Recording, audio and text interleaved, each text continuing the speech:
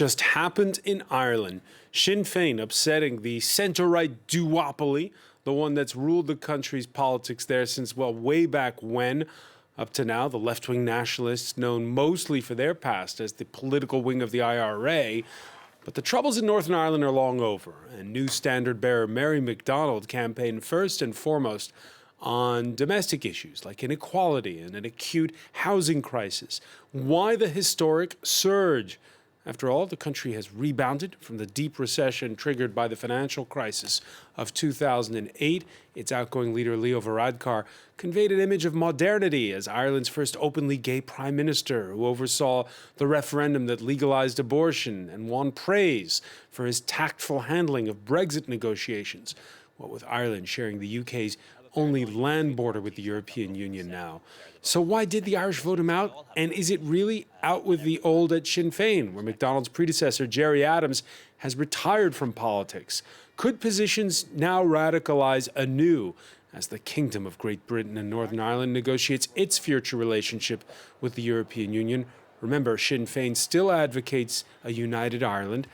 Is that still a pipe dream now in view of the results at the polls we've seen? Today in the France 24 debate, we're looking at Sinn Féin's surge, and joining us from Dublin, Irish Times columnist Una Mullally. Thank you for joining us.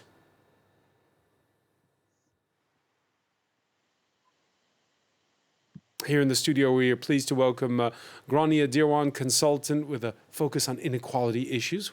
Welcome to the show. Thank you. I want to also welcome Cormac Ryan, CEO of Copilot. What's Copilot? Tell us.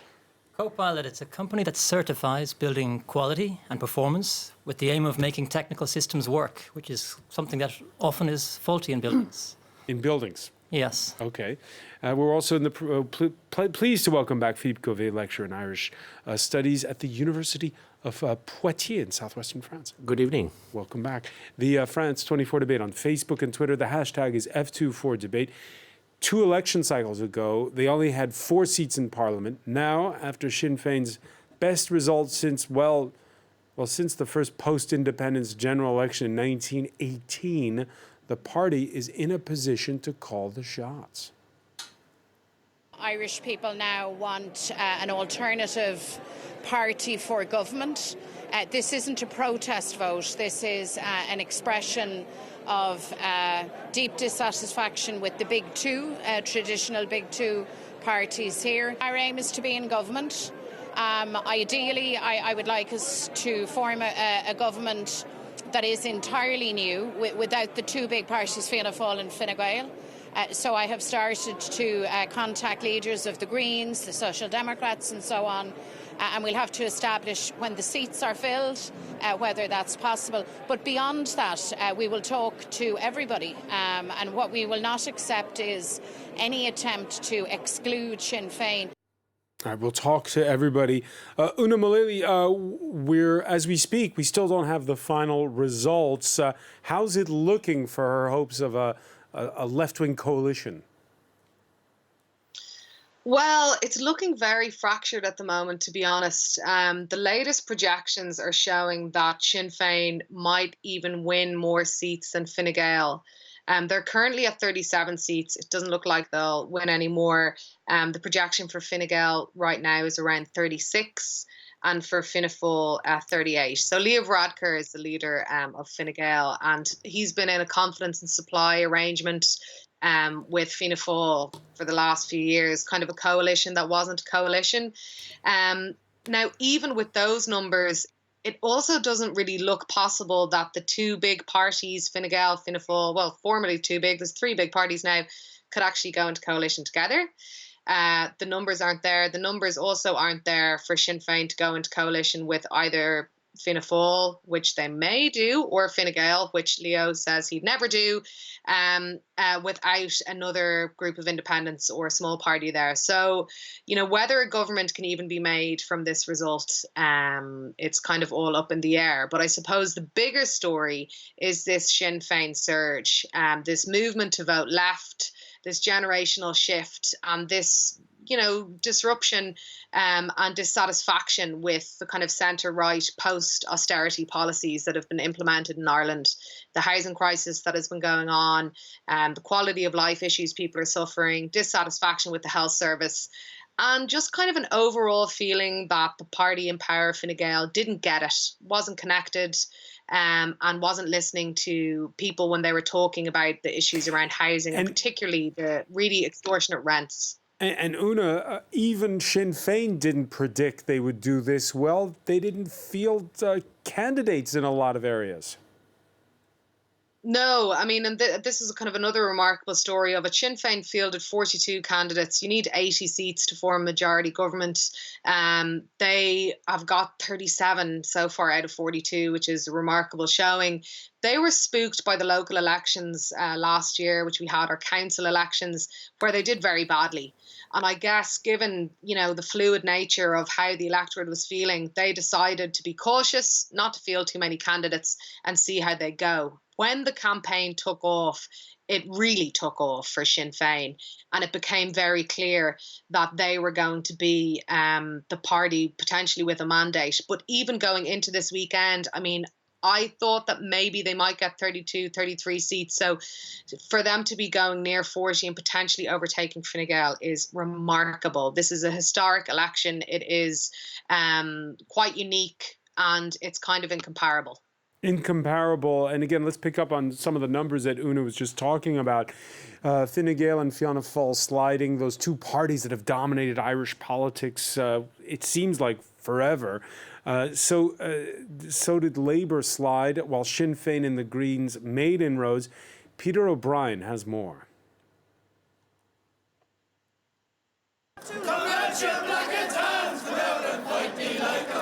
Jubilant Sinn Féin supporters sing a song about the Irish War of Independence. 100 years since the events it evokes, election results are coming in, and Sinn Féin is on a path to historic success. The former political wing of the Irish Republican Army, which has become the main party on the left, appears to have doubled its share of first-choice votes since last election, and leader Mary McDonald is determined to be part of the new government. I mean, in this election today, it seems that we have attracted almost a quarter of the popular vote. So, I mean, for anybody to say that the representatives of that mass of citizens can be set to one side is just wrong. She says she's looking to form a government without Fine Gael or Fianna Fáil, the centre-right parties which have taken turns running the country since the Republic was founded. Before the election, they both ruled out allying with Sinn Féin. Leo Varadkar, the Prime Minister and leader of Fine Gael, is sticking to his guns. For us, a coalition with Sinn Féin is not an option, but we are willing to talk to other parties about the possibility of forming a government, one that can lead the country forward for the next 5 years. Since the vote, Micheál Martin, leader of Fianna Fáil, has declined to reiterate his refusal to consider allying with Sinn Féin, though he said the two parties' policies have considerable incompatibilities. Yeah, so the horse trading's beginning. Gráinne Dearwan, how do you explain this political tsunami? Oh, well, I'm shocked about what happened in every single way. I'm shocked for what Una referred to there, that Sinn Féin did so badly in the local elections. But for me, I think over the last few years, there's been a growing sensitisation of the Irish people to inequality and dissatisfaction by how most of the country has to live. The most, I suppose, known around here would be the housing crisis that's impacting every single person. Now the average age to buy a house is 34 in Ireland. So it's really about domestic issues here. Yeah, I think it's about visibly that people are seeing divides in their society. They're seeing a growing group of people being left with less. Our children are now being born like 43% in debt, and I think people just want more for the normal citizen. They don't want everything about economic policy. They want it to be more about progressive public policy. And to remember, like, Ireland is, as Europe knows, it's a beautifully progressive country, a super tolerant country, but our public policy has been very out of step with who the Irish people are and what we want. What makes me feel that the strongest is if you think of our abortion referendum, it came out strongly, 67% that were pro-choice. And one of the exit polls, one of the questions was, if you'd been asked this 5 years ago, would it have gone across the post? Because at the time we were just told this is a very recent thing. This is about sharing a women's stories through Facebook. This is after we've had marriage equality. But really, Ireland is a progressive social place, and our politicians are so out of touch with what they want, and we're fed up of being told by our politicians what we should want. Yeah, but Cormac Ryan, again, explain for our viewers what was the difference between those local elections that we was talking about, where Sinn Féin didn't do very well, and now? I think the Irish society is going through a huge kind of catch-up change. And it's very hard to find equilibrium when you're changing very fast. Gráinne mentioned the abortion. We got the same-sex referendum, divorce referendum, all that in the last 5 years. So an election that happened a year or two ago isn't necessarily representative of what's going to happen now in an election. And I think we have a I want it all generation. They were the richest in Europe quite recently, the young of Ireland. When I was young, we were the poorest in Europe. So now we're the most indebted. Yeah, it's hard to find what the French call the middle ground, the juste milieu. Yeah, it seems to always be boom or bust. It's very rarely with Ireland. Why is that? There's two ways to get to the destination you want to go. There's a slow, snail-like way, and there's a fast, up and down, very dramatic way. And I think in our culture, we seem to have gone for the up and down, very dramatic way. It could possibly be linked to our history, coming from nowhere and wanting to get it all very soon. We are probably a hungry nation. When I look at people I know in France, I think the Irish have a different kind of hunger in them than the French would have, because we have not had that security traditionally. What do you mean by hunger? Wanting whatever you can have. I would put us, if you look at the map, I would put us nearer to America in some ways than to Europe. And when I say Europe, I mean continental Europe, not the UK. You agree with that, Philippe? In a way, yes. I remember it was Mary Harney a long time ago. She said that Dublin was closer to Boston than to Berlin. And in a way, yes, since the Celtic Tiger, since the boom of the 90s and 2000s, Ireland's development has been frantic, and people have wanted to benefit from it at any cost, even at the cost of major risks, financial risks. So yes, I think there is this, as the word you used was very interesting, hunger for development, material wealth, being like other European countries, more or less, or like other developed countries, more or less. Yeah, because we had that period, and it lasted, till 2007, 2008, where banks lent recklessly, people were buying houses they couldn't afford. It was the case in lots of countries in Europe. But what set Ireland apart? I think it's if you looked at Ireland at the time of the crisis, 2008, and if you compare 2008 with only 20 years before, Ireland was in a sort of abyss, socio-economic abyss. In the space of 20 years, it had become one of the richest countries in the developed world. And through plenty of practices which were extremely deregulated, very Anglo-Saxon or very Atlantic in a way, very British and American. Banks use the same methods, Irish banks use the same methods as British banks or American banks. So it was this hunger for material development, which was probably going on at the time and which busted in... And throughout all that time, they said, Sinn Féin is too left-wing for the Irish. To IRA for the Irish. To IRA, yes. Yeah, and for me, I cannot vote for them. They're still too murky for me. When you were talking about Gerry Adams retiring from Sinn Féin, I think he needs to retire somewhere much further for me to support Sinn Féin. Because he wasn't visible during this campaign. He's been out of politics since 2018, right? Yeah, but he retired, I think, on the certitude that he could never bring Sinn Féin to where Mary Lou is standing right now. Sinn Féin hold a lot of power to give healing to people affected by IRA violence, and they're not doing that.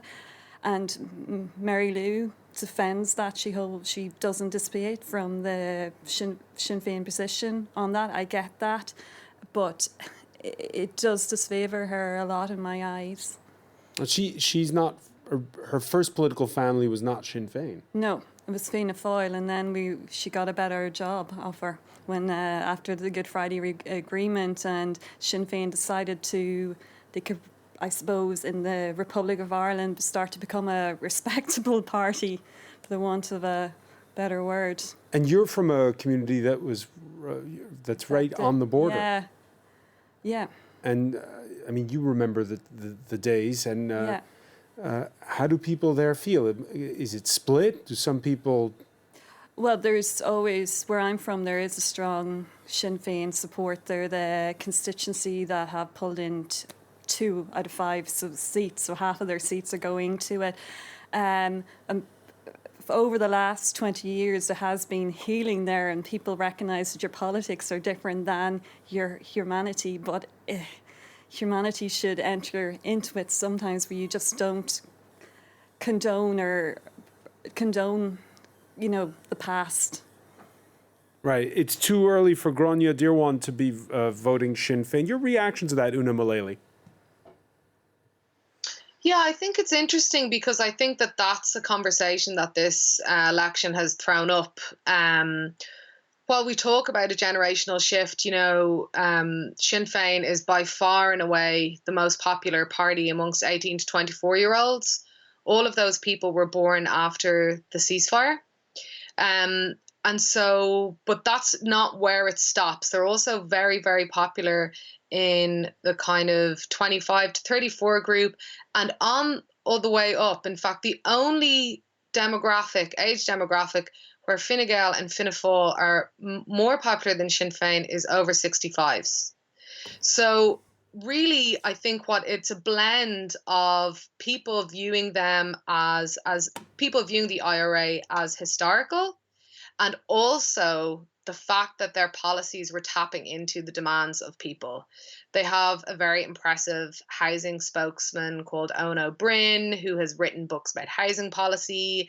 And they were talking about things like they're going to have rent freezes. If they got into government, they would start the largest public house building project that the country had ever seen. They were talking about building 100,000 houses. They were talking about finally sorting out the health service. These are quite populist things, but when a population is really struggling with the cost of rent, with the cost of living, with their quality of life, infrastructure, commuting time, all that kind of stuff, and you have Fine Gael saying everything's fine, and you have Fianna Fáil who are trying to differentiate themselves from Fine Gael, yet can't really because they propped up the government for 4 years.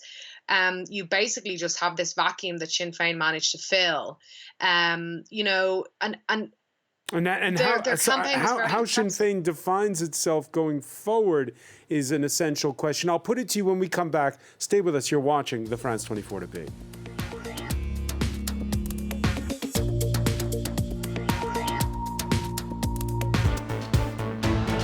Welcome back, or welcome if you're just joining us. It's the France 24 debate, and we're talking about Sinn Féin's historic inroads in Ireland's general election. Sinn Féin, which, again, a few election cycles back, only had 4 seats in the Irish Parliament and is now set to play kingmaker. We're talking about it with Irish Times columnist Una Mullally, who is with us from Dublin. Here in the studio, we're joined by Gráinne Dírewan, consultant with a focus on inequality. We're also in the company of Cormac Ryan, CEO of Co-Pilot, which certifies businesses and helps them along a lot in the real estate industry, which I guess we'll talk about in a moment. And Philippe Cauvet, who lectures in Irish Studies at the University of Poitiers. Yeah, Sinn Féin at the gates of power, perhaps in the role of kingmaker. It was still a prospect that was sinking in this Monday morning on the streets of Dublin. Well, what's the worst they can do? We've had 20, 30 years, how many years of Fianna Fáil, Fine Gael? So they've had their shot, and again, it's time for somebody else to give them a shot. Whether they're troubled past or as a party or not, they deserve a shot the same as everybody else. So why not? Well, I hope it's slightly in the centre, maybe to the left. I hope Sinn Féin forms some sort of a government. I voted for Sinn Féin because the policies, and we need a big change. What's the worst they can do, Cormac Ryan?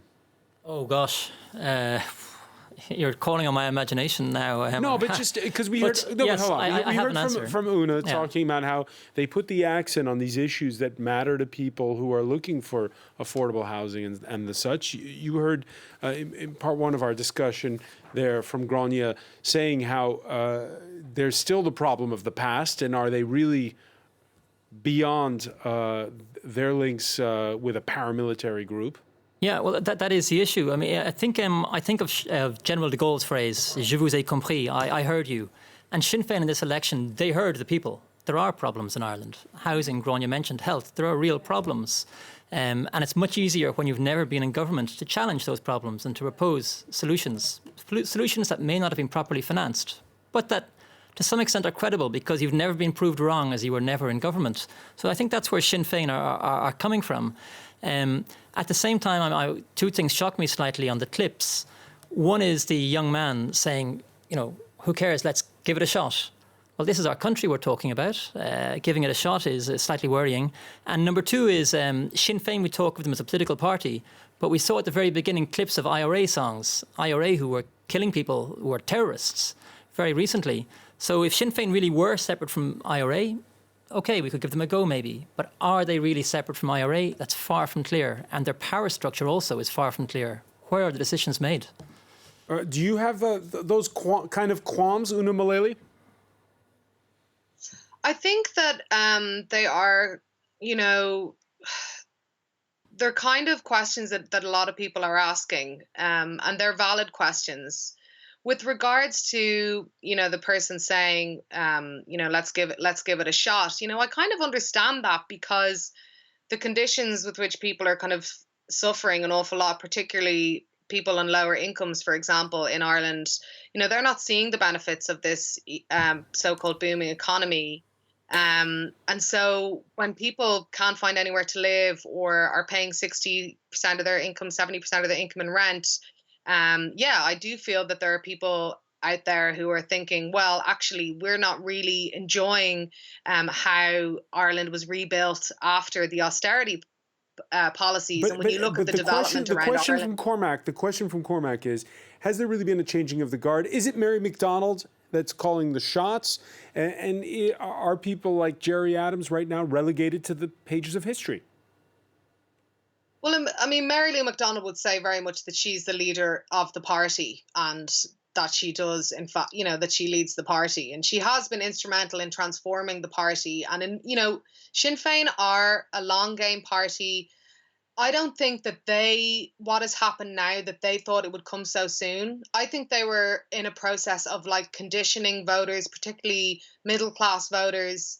And it is kind of actually Fine Gael's policies that have failed that have propelled them into the spotlight. I don't think that they were ready for this. They didn't know that they were going to win so many candidates. So, it's a strange swing. Ireland doesn't tend to swing left or right. We are quite centrist in a way, but I think a lot of people are just thinking at this point, well, if our quality of life is poor, if our childcare is so expensive, if we can't find anywhere to live, if we can't buy a house, let's gravitate towards this party that's saying it's going to do something about those things. And honestly, I don't think that the structure of the party, these questions about who's really in charge, quote unquote, or about the IRA of the past have come into people's thinking at all. Philippe Gauvet, because of Brexit, the French have seen a lot more of the outgoing Taoiseach, the outgoing Prime Minister, than they usually would pay attention to on Leo Varadkar. And as we mentioned in part one, here he's got this favorable image, right? This progressive man, first openly homosexual leader of Ireland. Are you surprised again yes and no. He was already... It's dissonance, right? As Una said, he was in a weak government because he was in a minority government. So already his government was fairly weak. He did a fairly good job on Brexit, but he also, because of that, sort of relegated socio-economic questions to the back burner. And perhaps he didn't see really that socio-economic questions, domestic questions, would be the central theme of the election. So that's one aspect. And the other aspect is that, as we already said, Mary McDonald played her tactics worked very well. She really insisted on very left-wing measures like subsidizing tenants, for instance, all the tenants in Ireland. This is the kind of discourse that people like, and perhaps at the risk of negating certain issues, which is the real central constitutional issue in Ireland, which is what do you do with Northern Ireland? So Sinn Féin is a pro-reunification party. What will they do on that? That's the big question. And this election might be a big risk because it might be a further destabilization of the Good Friday Agreement. If Sinn Féin really wants to do what they want to do, it's not compatible with the Good Friday Agreement. Although they claim it is, it's not. So there is a crucial question probably. So you're saying a coalition's impossible? If there is a coalition, there will have to be something in the coalition agreement about Irish reunification. And otherwise, Mary McDonald will not agree a coalition. And if this brings the risk of alienating unionists in the north, in Northern Ireland. So that's the problem. It is a risk of breaking up the whole Good Friday Agreement, which was already very much weakened by Brexit. So there are certain complicated issues here which go beyond simply bread and butter issues in the Republic. Grania Dorn? Yeah, I note that Sinn Féin they put forward that if they're in government, they'd have a parliamentary party on the United Ireland and a white paper on the economic argument for reunification. I don't think that would bring much different than previous papers that have come out over the last year, that it would be economically good for Northern Ireland to unite. But as the story of time tells us, it's how people live, what type of lives they have, which is important. And United Ireland vote should not be put forward until the majority in Northern Ireland want it, and that we all can offer a new Ireland to them.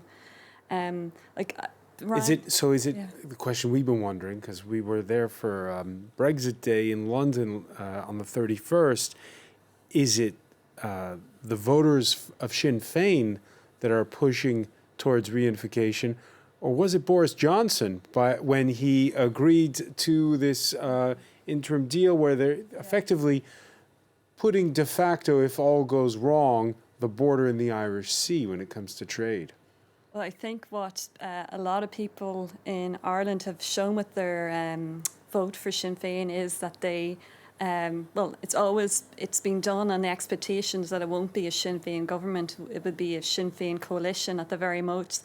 What people are showing with their vote is not, I don't think it's anything of United Ireland, it's just that they don't want more of fromage blanc and creme fraiche, which is Fianna Fáil, Fine Gael. There's no meaningful difference between those parties. And when you've had Fine Gael for the last 9 years, and you hear in the back of your ear the whole time living outside of Ireland that they're such a progressive party because their leader is gay, and then you hear Fianna Fáil talking about how they will do better than Fine Gael, yet you're still having the flashbacks to everything that they've done and everything critically stupid that they've said over the last years. There's a lack of confidence, and it's now being put on Sinn Féin. I want to bring this up, and Una's brought it up as well, which is that one issue that's seems to be coming up time and again, which is the housing crisis.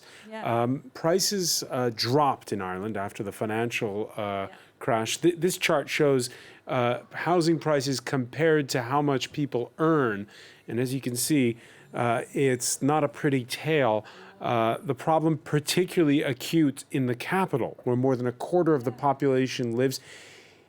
It's been nearly 12 years since the financial crisis. Why is it so hard to find affordable housing in Dublin? Well, the government, which you might be familiar, they sold a lot of the property debt and they created an agency, so they have offloaded that debt and introduced into the Irish economy a lot of investment pension investments that own massive chunks of blocks, estates, and there has been a few series of evictions from that as well. There's a lot of investment in the Irish property market rather than it being people's residence as well. There's been actually as well a lot of people pulling out of the market from rental, at the same time a higher demand of rental. Like the biggest group of the population of the homeless in Ireland are children. We have the same problem here in Paris, Cormac Ryan, which is somehow with globalization, the centers of activity draw in all the people. The Paris area grows every year. Housing prices are stable or even go down elsewhere in France. But in Paris, it keeps going up and up and up. And everything that you just described is perhaps not as acute, but it's beginning to happen here. Is it just Dublin and Ireland, or is it everywhere, this? And well, I think in Ireland it's a particular problem, and we're going to really suffer for it because now with Brexit, there's a real opportunity for Ireland to take business. And one of the biggest breaks on this opportunity is property. And I think one of the reasons for the problem is we come from, as we said before, this centrist political background. And there's been this huge gap on the left because we mentioned Fianna Fáil, we mentioned Fine Gael, but there's also a party called Labour. But you'd call them Macron here. In France, for example, they're very centrist. They don't really represent people who are not well off. So the property was able to bubble away, and there was no controls put on it. And there was no lessons learned from the crash? Lessons of Ireland. The famous phrase from Ireland pre-crash was, the boom is getting boomier. And that was good. It's like we're going up on the roller coaster and we're going to go higher. And we know we'll come down. And the good thing when you come down is you can go back up again. So I think it's part of our mentality. We're nimble. We're one of the best exporting countries in the world. This is all to do with the kind of flexibility and pragmatism we have. We took the hit and we got up and we're going to run again. That doesn't sound like pragmatism, doesn't sound very though. wise, but it's. I would say it is pragmatic because if you look over the last 30 years and you draw a line, we've come, despite the ups and downs, we've come very far ahead. Una Mullally? Yeah, I don't know about that. I think it's really interesting, like the correlation between the initial boom, which was essentially a property boom, and now what we're seeing, which is kind of a global capital boom.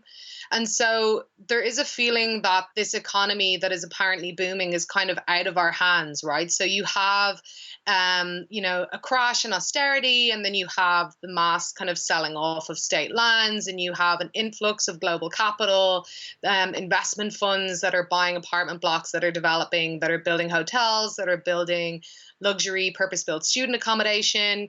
Our housing minister talks about co-living as an alternative to actual housing. So there's this idea that, and I think it is a global problem. I don't think it is unique to Ireland. I think we're seeing it in cities all over the world. And I think that one of the things that was really telling during this campaign, there was one television debate where a socialist politician called Richard Boyd Barrett from a party called People Before Profit was talking to the studio audience, and everything that he was saying, people were applauding. He was saying we need to stop the sale of state lands, the state needs to build houses, we need to freeze rents, etc. And everybody was applauding this. And I wrote a piece about it saying, have Irish people come to a realization that maybe they're a bunch of socialists after all? I do feel that like Fine Gael's policies, which were looking for solutions from the market all the time, which were very neoliberal, and which were inviting global capital to Ireland, which of course we are so dependent on because we are a small island nation that depends hugely on multinational companies, particularly American big tech. That was inflating that part of the economy, but a lot of people are detached from that. We also have very dubious tax laws. We have been described as a tax haven. So what part of the economy is actually going up? And what good is having what is apparently, the fifth highest GDP per capita in the world when people can't find a place to live? All right, when so in that case, Una, I'm gonna borrow Philippe Covey's line about Ireland being closer to Boston than Berlin, because there's going to be the New Hampshire primary taking place on Tuesday, and it's the left-wing Bernie Sanders, who is the heavy favorite there. Is this the same story? Those are the issues he's pushing. I think there are links to all of this stuff around the world, particularly in urban areas, particularly amongst young people. You know, this wasn't just an election where Sinn Féin benefited hugely, although they did. Left-wing parties also did. Centre-left parties also did. There was a movement to vote left, to transfer left in our voting system, where one vote goes a long way. So I think, there's a bigger story happening here. I think the Sinn Féin surge is a surge within a broader left surge in the Irish context. Philippe Cauvet, we've been talking on this show for a long time about the rise of far-right populism in Europe, this right-wing wave. Of course, it's more complicated than that, isn't it? It is very complicated, and I don't know if I would use the word populist. It's a very bizarre word, so I don't want to use it so much, but there is Or put it this way, a nationalism that's more nativist. Yes, and that's the capacity, and that's the surprising thing about Sinn Féin. Sinn Féin is a nationalist party. So as a nationalist party, it's supposed to be a cross-class party, merging all the classes together in a nationalist project. And yet they've managed to morph into some sort of left-wing, working-class, pro-poor party. That's perhaps the populist aspect of it. They really have managed to adapt to their electorate, just as other parties have done in France, for instance. And this is also what happened with Trump in the US. Trump, a billionaire, speaking for the working class in Pennsylvania. And this is a surprising phenomenon. There are global aspects to it. I would say in Ireland there are also specific Irish aspects to it, but it's a very complicated phenomenon going on. Is Ireland changing for good? I don't know. I'm sort of a historian, so I tend to look at the long-term perspective. Is it over that, I'm asking you this question because we've seen in Spain a splintering of the political offer. In Germany, Italy, there's been an upheaval. Here in France, the Macron came in and blew away the traditional left-right divide. Are we witnessing in Ireland the same thing we're witnessing elsewhere, which is the end of the old, again, as I said at the outset, the old duopoly? Duopoly. I don't know. What's going on with Sinn Féin at the moment very much looks like what happened for Fianna Fáil in the 1920s and the 30s, when they were out of the system and they moved into the system, and they boomed at the time. They controlled the south of Ireland until 57 and even later. So perhaps Sinn Féin is only doing the same thing. They are integrating the constitutional system, which they rejected until 1998, and they are using the system, and using the system they will perhaps normalize into a regular party. So I'm not so sure they are breaking the system. They might be just entering the system. Gráinne Dearwan? They need to propose some strong policies to break the system. That I do want to see a massive shake about in the Irish system, that we develop strong socio-economic policies. I definitely feel that Sinn Féin have benefited from this left yearning that Irish people have towards, through the effects that Una was talking about, globalisation and widening inequalities. But to find it in Sinn Féin, I'm not confident of that. To just take an example, they're proposing a lot of tax cuts on workers, bringing back things that were imposed during austerity. One was a universal tax on everyone. They're proposing getting rid of that on low-income workers under 30k. That's 1 million workers. And the only other tax increase they're suggesting amongst this wonderful basket of tax decreases, the one tax increase is to impose on earners earning over 70 grand a year is another €700. But at the same time, I'll put it to you, Cormac Ryan, Ireland's grown enough. As you said it earlier, it was a poor country. It's not anymore. Has the time come to, tighten tax loopholes and to tax corporations more, as Brussels and many European partners are demanding? The money could come from there. A quarter of the employees of the Irish private workforce are working for multinationals. So that would be really shooting ourselves in the foot if we did that for Ireland. It would be much worse damage than any party could do.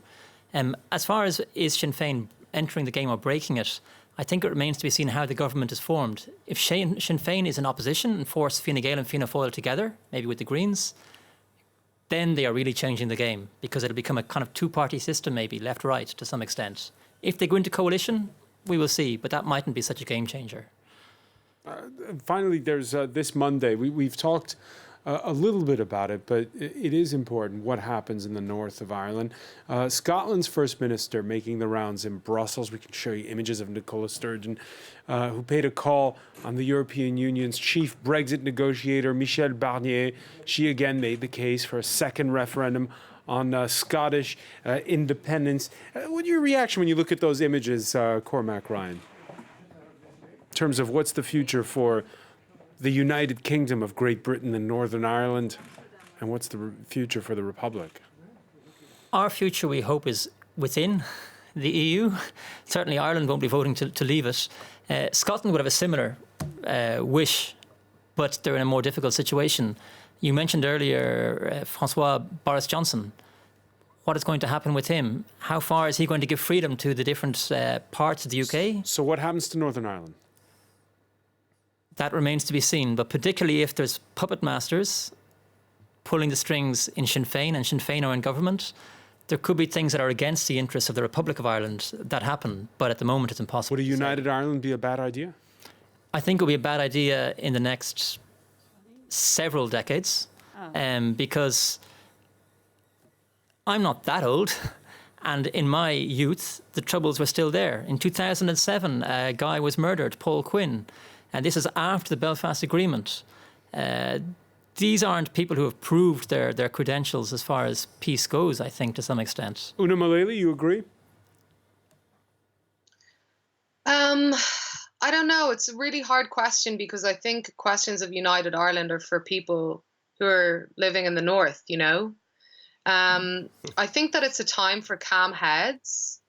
I think that a United Ireland was, up until very recently, kind of romantic and kind of a fantasy. And I think that Brexit has put it on the table because of the potential economic damage that Boris Johnson's protectionist policies and tariffs and so on will do to the Northern Irish economy. So I think that the most important unity for me is like a unity of discourse and a unity of empathy to whoever you're voting for. With regards to these comparisons to like populism, you know, I think Sinn Féin is opportunistic. And when we look at some of the reasons from the exit polls that people were voting, like, for example, immigration was 1%. So any type of like idea that this is some kind of like right wing, that kind of phase of populism is an absolute misnomer. Yeah, and in this case, I was saying it comes from a different direction, and what we're seeing different forces emerging. Gráinne Dearmont, your thoughts on the future of the entirety of the island? Will it, if I don't have the same long view as Cormac. The first thing is a decade is a long time. Think of just 2008 to 2018-19. So much happened in the world, so much happened in Ireland. Northern Ireland is in the middle of a great demographic change. From the over 70s, 70% of that group, I think, are Protestant. But once you start going down in the age pyramid, the demographics change a lot. A lot of young Protestants are leaving Northern Ireland now, and a lot go to study in Great Britain. But another thing that's happening in Northern Ireland is its own progressive stance, the growth of back of the SDLP, which is the Nationalist Catholic Party way that were based on human rights and equality for all, an alliance which brings together both Catholic and Protestants. Maybe this dichotomy of Catholic and Protestants, that would be the best thing that gets put to bed. I do believe there will be a new Ireland someday. I prefer to say that than a United Ireland, but it will be based on representing every single person who lives on the island, and nothing about a victory, nothing about a connection to the past, just moving forward. All right, Gráinne Díreán, that'll be our final word. Thank you so much for joining us. I want to thank as well Cormac, Ryan for being with us, Philippe Covey, I want to thank as well for being with us from Dublin, Una Mullally. Thank you for joining us here in the France 24 debate.